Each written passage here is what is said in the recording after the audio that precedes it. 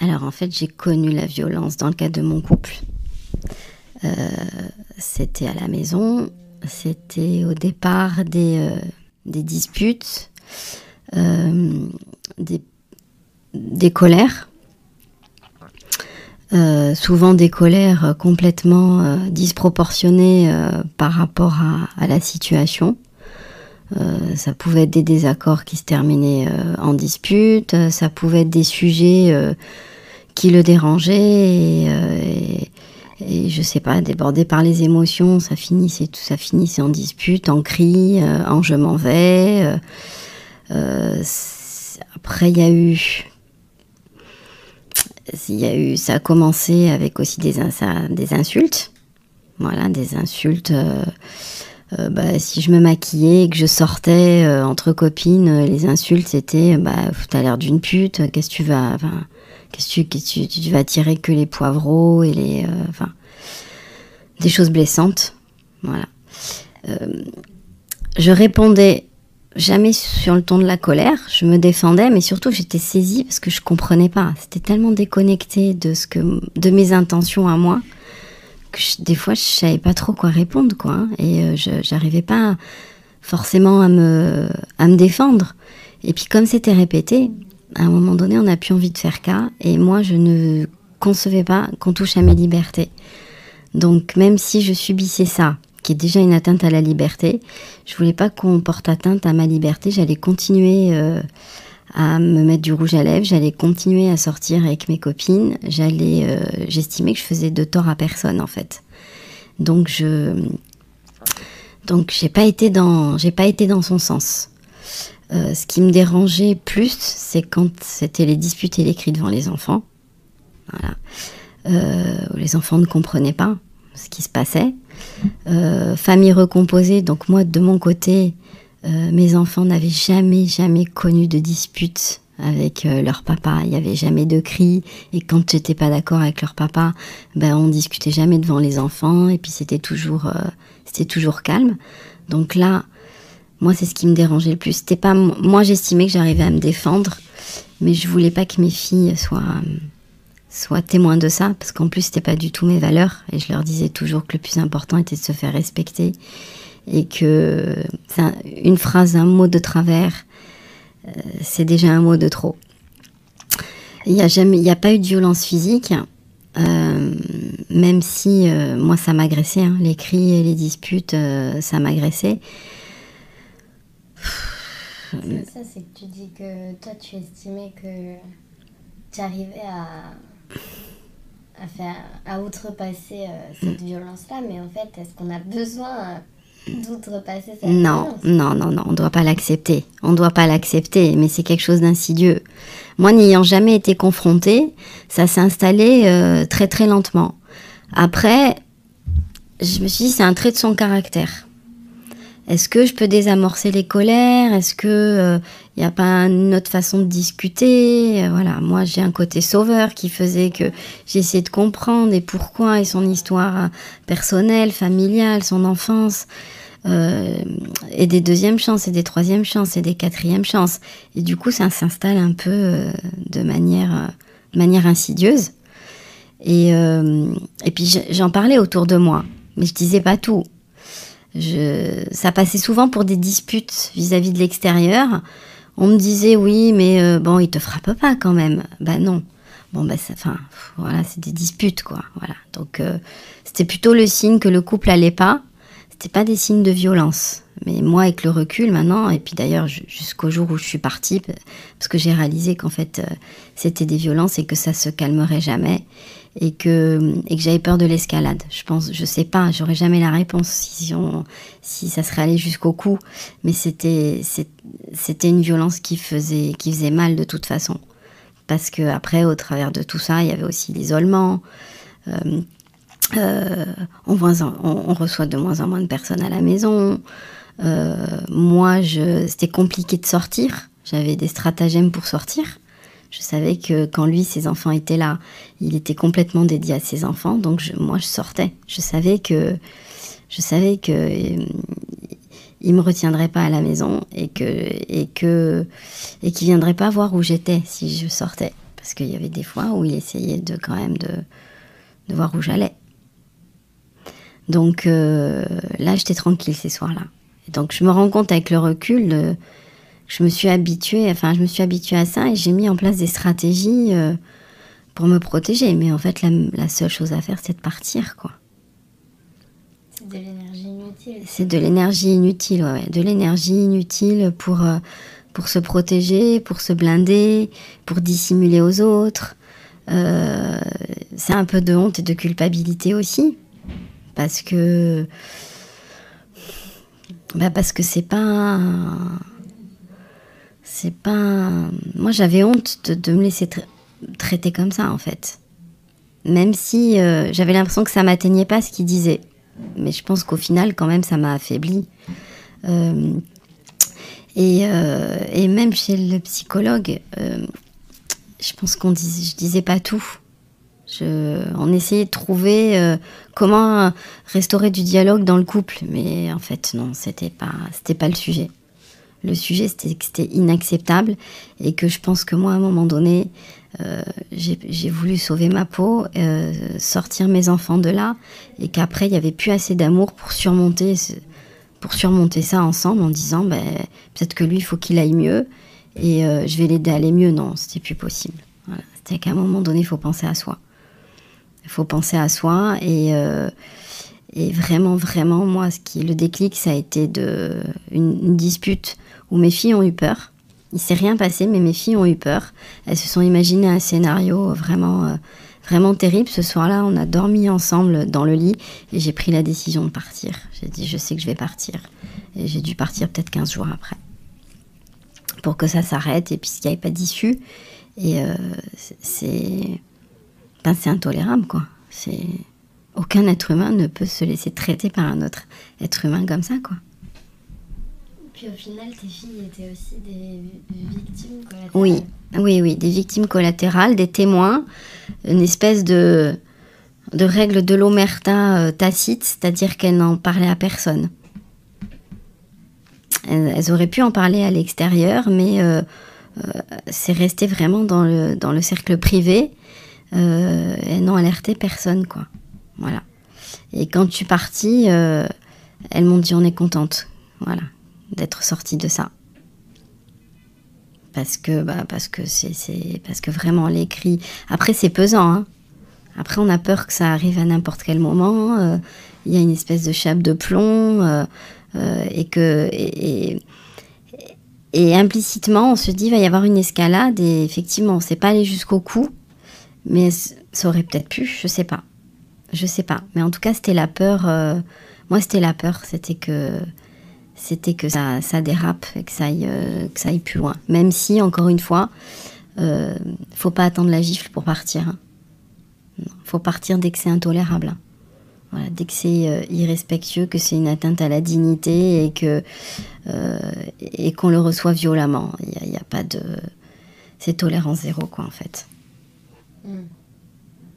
Et une autre violence que tu as subie aussi, c'est celle de tes proches, cette situation. Oui, c'est une autre violence.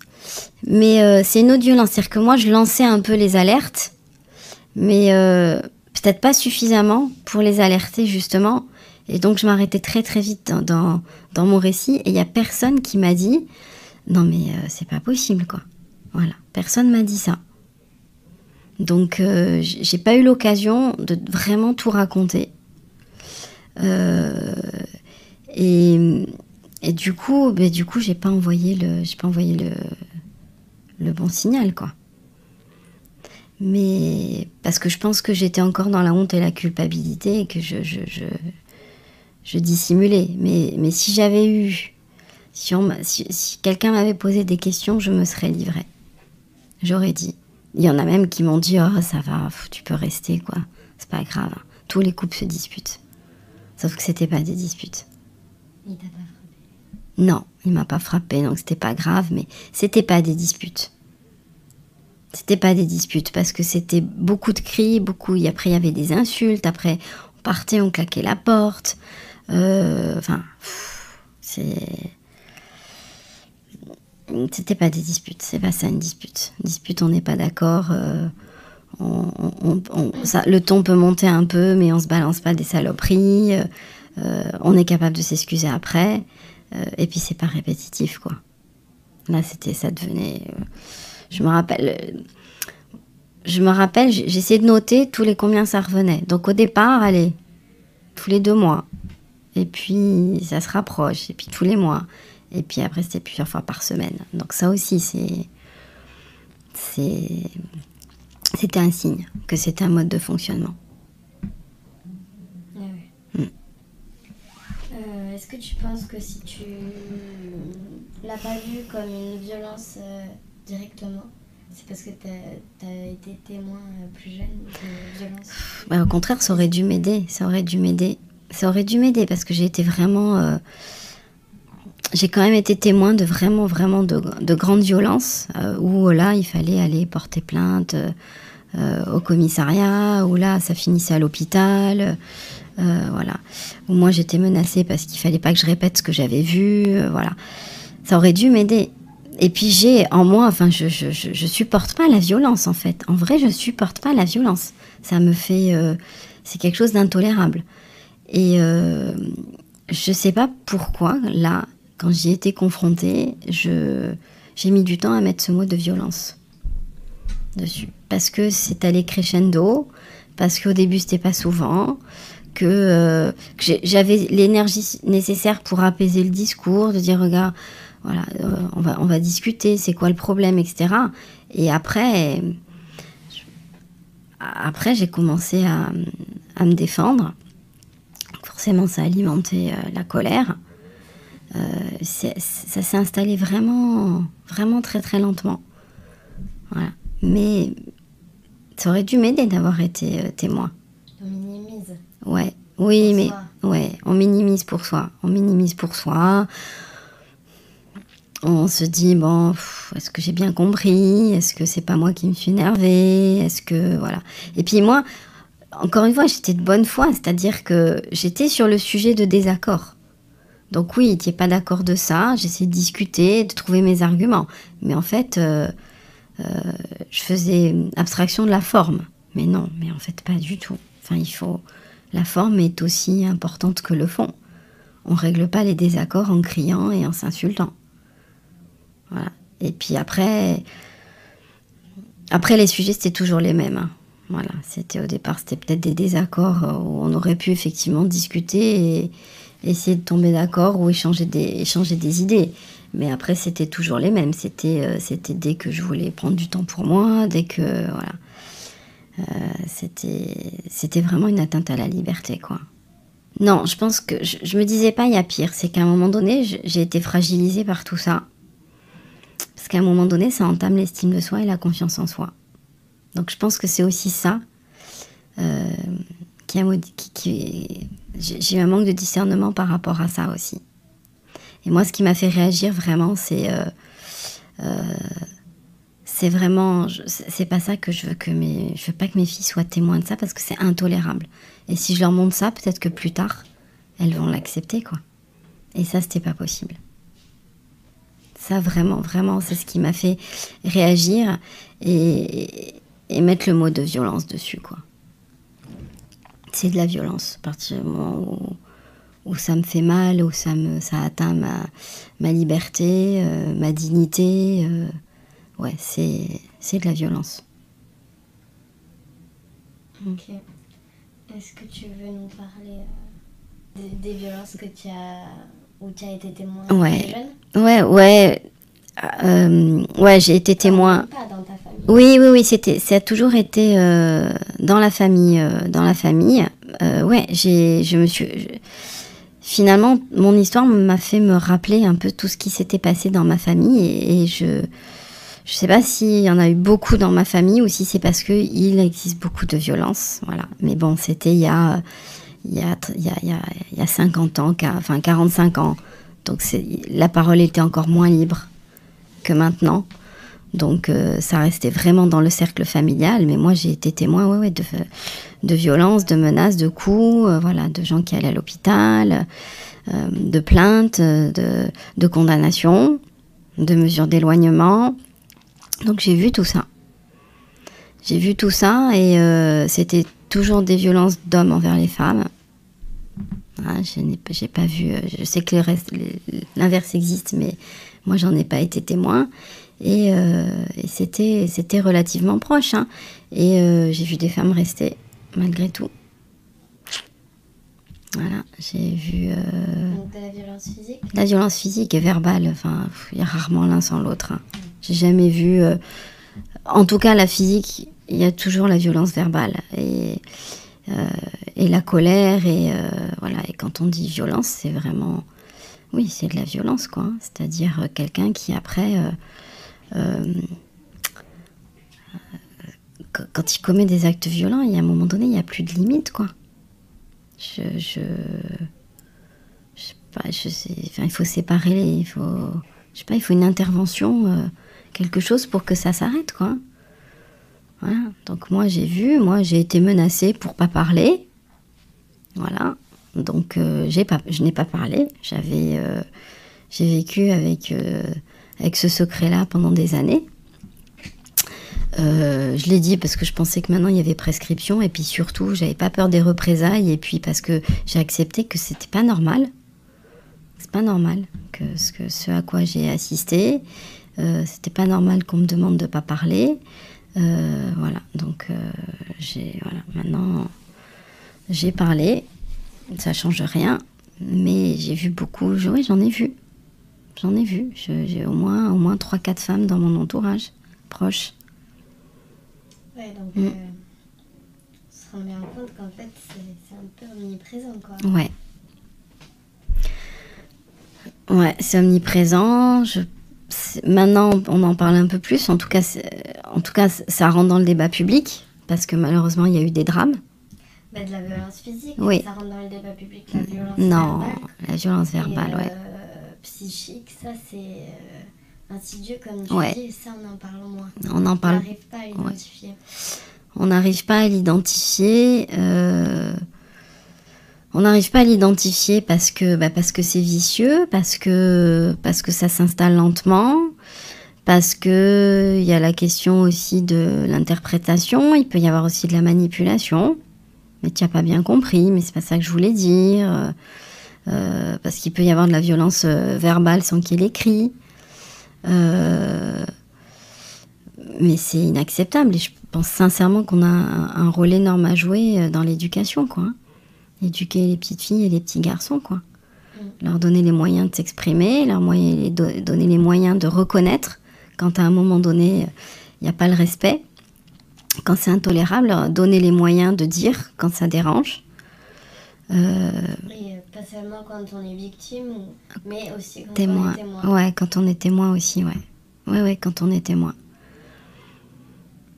On dénonce à une hiérarchie. À une hiérarchie où on intervient dans le débat en disant mais là c'est pas normal, on ne peut pas parler comme ça.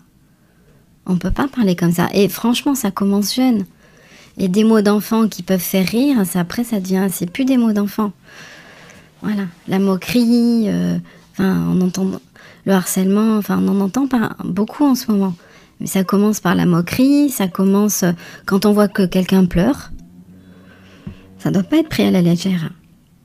Oui, oh là là, toi tu pleures, mais oui, peut-être que toi tu es fort et tu peux encaisser et répondre. Il y en a qui n'y arrivent pas. Donc quand on voit que ça fait de la peine, quand on voit qu'il y a des pleurs, c'est qu'il y a quelque chose qui a été franchi, quoi, une limite qui a été franchie. Voilà. Et si on s'éduque pas jeune, ça s'installe, quoi.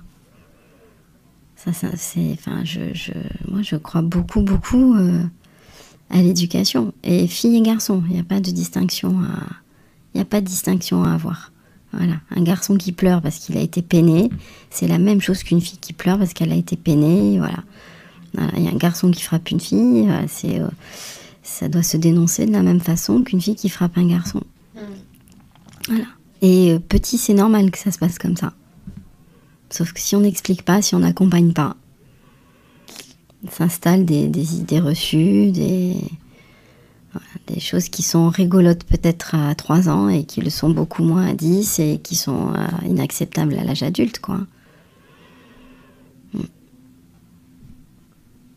Est-ce que tu veux dire autre chose? Est-ce que tu penses ça va? Non, je pense que j'ai fait passer le message et voilà, je répète le rôle de l'éducation, le rôle des témoins, de l'écoute qu'on peut trouver. Et que quand au fond de soi, là, on a un petit truc qui vous dit c'est pas normal, c'est que ça n'est pas normal. On s'écoute. On s'écoute. Ouais, on écoute. On s'écoute, on cherche pas des circonstances atténuantes. Si au fond des tripes, ça dit c'est pas normal, c'est que c'est pas normal. Et on n'a pas tous le même normal.